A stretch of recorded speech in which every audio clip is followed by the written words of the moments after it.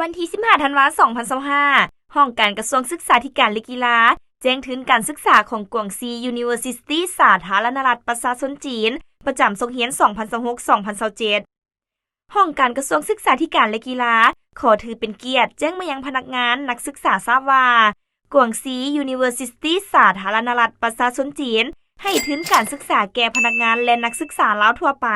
ที่มีความสนใจอยากไปศึกษาต่อในระดับปริญญาโทระยะเรียน3ปีและปริญญาเอกระยะเรียน4ปีหลักสูตรการเรียนเป็นภาษาอังกฤษมีวีซ่าวิทยาศาสตร์และวีซ่าวิศวกรรม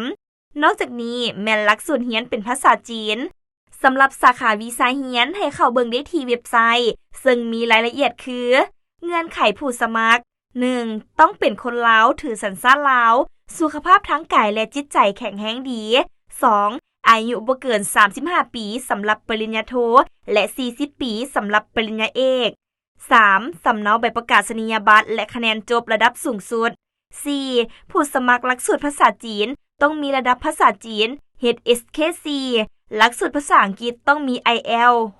6.0 นโยบายที่จะได้รับค่าเรียนค่าหอพักค่าเบี้ยเลี้ยงค่าประกันสุขภาพสำหรับค่าเดินทางไปกลับระหว่างประเทศนักศึกษารับผิดชอบเอง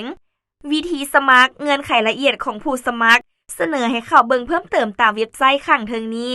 หรือติดต่อพัวพันมิสเตอร์เจนลัง VZID STUDY-AT-GXU สมัครผ่านทางออนไลน์และส่งเอกสารผ่านอีเมลข้างเทิงนี้ปิดรับสมัครวันที่15กุมภาพันธ์2026ดังนั้นจึงแจ้งมายังทานเพื่อทราบและดำเนินการสมัครให้ทันเวลาด้วย